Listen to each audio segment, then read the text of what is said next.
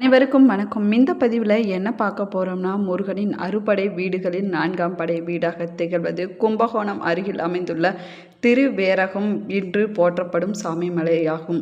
இந்த தலத்தில் உறையும் கதிர்வேலன் சுவாமிநாதன், தகப்பன் சுவாமி என்றெல்லாம் அழைக்கப்படுகிறார் மூலவர்.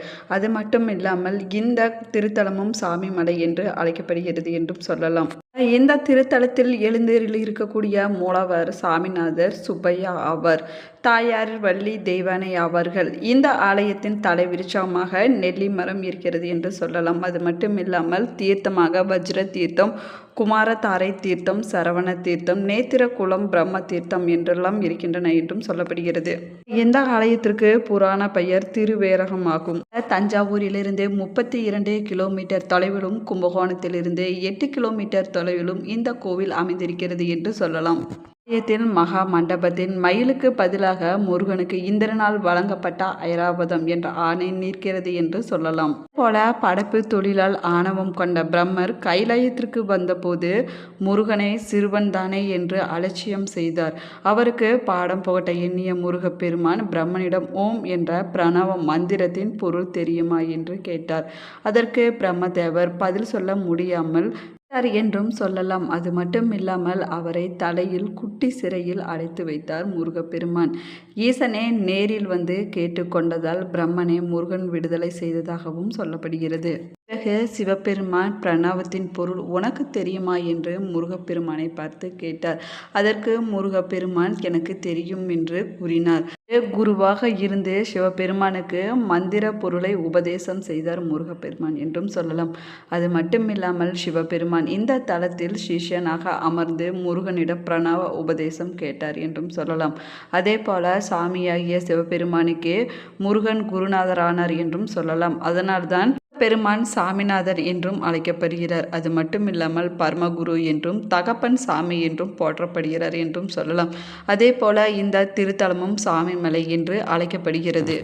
இந்த தலம் முருகனை விபூதி அபிஷேகம் செய்யும் போது ஞானியாக காட்சி தருகிறார் என்றும் சொல்லலாம். இல்லாமல் சந்தன அபிஷேகம் செய்யப்படும் போது பால சுப்பிரமணியராக கம்பீரமாக காட்சி தருகிறார் என்றும் சொல்லலாம்.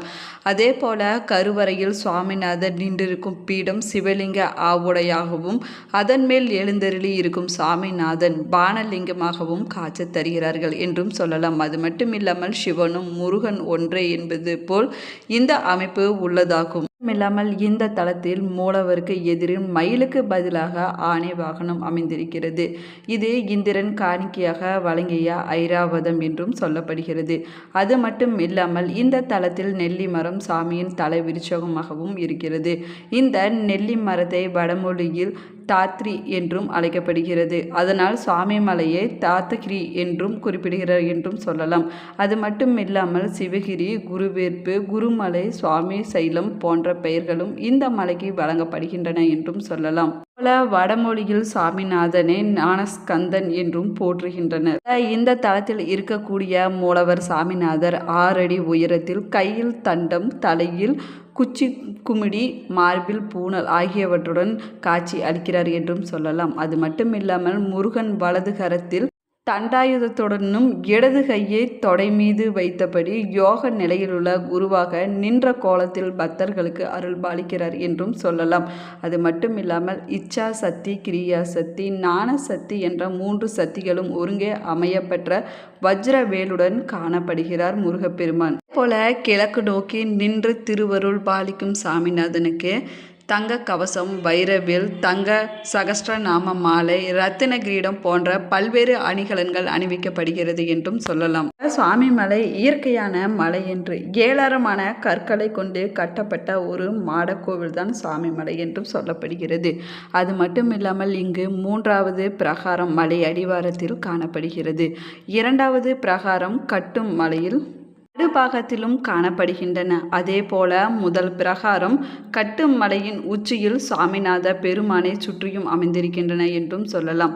அது மட்டும் இல்லாமல் தெற்கு நோக்கிய ராஜகோபுரம் 5 நிலைகளை உடையது ஆகும். பெரும்பாலும் பக்தர்கள் கிழக்கு புற மொட்டை கோபுரத்தின் வழியாக திருக்கோவிலுக்குள் நுழைகின்றன என்றும் சொல்லலாம். அது மட்டும் இல்லாமல் நுழைந்தவுடன் வலப்பக்க கணபதியை தரிசனம் கிடைக்கிறது என்றும் சொல்லப்படுகிறது. மட்டுமில்லாமல் மலைக்கோவிலின் கீழ்த்தளத்தில் மீனாட்சி அம்மன், சுந்தரேஸ்வரர், விநாயகர், சோமஸ்கந்தர், விஸ்வநாதர், விசாலாட்சி, தட்சிணாமூர்த்தி ஆகியோரின் சன்னதிகளும் அமைக்கப்பட்டிருக்கின்றன என்றும் சொல்லலாம். அது மட்டும் இல்லாமல் சுவாமிநாதனை காண நாம் 60 படிகள் மேலேறி செல்ல வேண்டும். 60 தமிழ் வருடங்களின் பெயர்களை தாங்கி நிற்கும் 60 படிகளும் 2 பகுதிகளாக அமைக்கப்பட்டிருக்கிறது என்று சொல்லலாம். இந்த கோவிலில் அமைந்துள்ள 60 படிகளும் தமிழ் வருடங்களின் தேவதைகள் சுவாமியை பிரார்த்தனை செய்து படிக்கட்டுகளாக உள்ளதாகவும் சொல்லப்படுகிறது. அது மட்டுமில்லாமல் தமிழ் மற்றும் ஆங்கில புத்தாண்டு நாட்களில் இந்த படிகளுக்கு வஸ்திரம் சாற்றி தேங்காய் பழம் வைத்து பாடல் பாடி பூஜைகள் நடத்தப்படுகிறது என்றும் சொல்லலாம். இதற்கு திருப்படி பூஜை என்றும் அழைக்கப்படுகிறது. இந்த தலத்தில் இது மிகவும் விசேஷமான ஒன்றாகவும் சொல்லப்படுகிறது. இந்த தலத்தில் திருக்கார்த்திகை திருவிழா 10 நாட்கள் வெகு விமரிசையாக கொண்டாடப்படுகின்றன என்றும் சொல்லலாம். அது மட்டுமில்லாமல் சித்திரை பிரம்மோற்சவம் 10 நாட்கள் நடைபெறுகின்றன என்றும் சொல்லலாம். அதே போல வைகாசி விசாக பெருவிழாவும் நடைபெறுகின்றன. ஆவணி பவித்ரோற்சவம் 10 நாட்கள் விமர்சையாக கொண்டாடப்படுகின்றன. இந்த தலத்தில் புரட்டாசி மாதத்தில் நவராத்திரி பெருவிழா 10 நாட்கள் கொண்டாடப்படுகிறது என்றும் சொல்லலாம். அது மட்டுமில்லாமல் ஐப்பசி மாதத்தில் வரக்கூடிய கந்த சஷ்டி பெருவிழா 10 நாட்கள் கோலாகலமாக கொண்டாடப்படுகிறது என்றும் சொல்லலாம். இல்லாமல் மார்கழி மாதத்தில் வரக்கூடிய திருவாதிரை திருநாள் 10 நாட்கள் கொண்டாடப்படுகிறது. தை மாதத்தில் வரக்கூடிய பூச பெருவிழா வெகு விமர்சையாக கொண்டாடப்படுகிறது என்றும் சொல்லலாம். அது மட்டும் இல்லாமல் பங்குனி மாதத்தில் வள்ளி திருக்கல்யாண விழா சிறப்பாக கொண்டாடப்படுகிறது என்றும் சொல்லப்படுகிறது.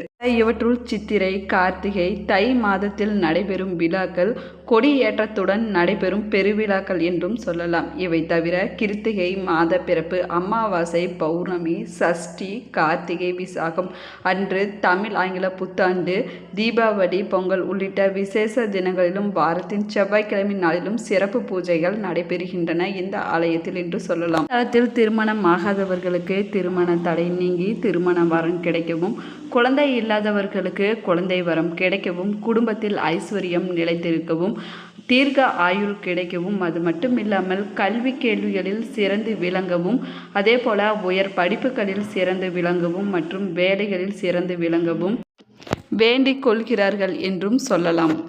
சுவாமிநாதரை வழிபட்டால் நமக்கு வரும் இடையூறுகள், நோய்கள், பிராணிகள், பூதம், தீ, நீர், வெள்ளம், செய்த பாவம் ஆகியவற்றால் விளையும் தீமைகள் அனைத்தும் விலகும் என்றும் சொல்லலாம். இந்த ஆலயத்தில் பக்தர்கள் வைக்கும் வேண்டுதல்கள் நிறைவேறியவுடன் மொட்டை போடுதல், சாமிக்கு சந்தன காப்பு சாற்றுதல், அது மட்டும் இல்லாமல் பஞ்சாமிர்த அபிஷேகம், பால் அபிஷேகம், அன்னதானம் வழங்குவது, நெய் விளக்கு ஏற்றுதல், பால் குடம் எடுத்தல், காவடி எடுத்தல், அபிஷேக ஆராதனை ஆகியவை இந்த தலத்தில் முக்கிய நேர்த்தி கடனாகவும் உள்ளது என்று சொல்லலாம்.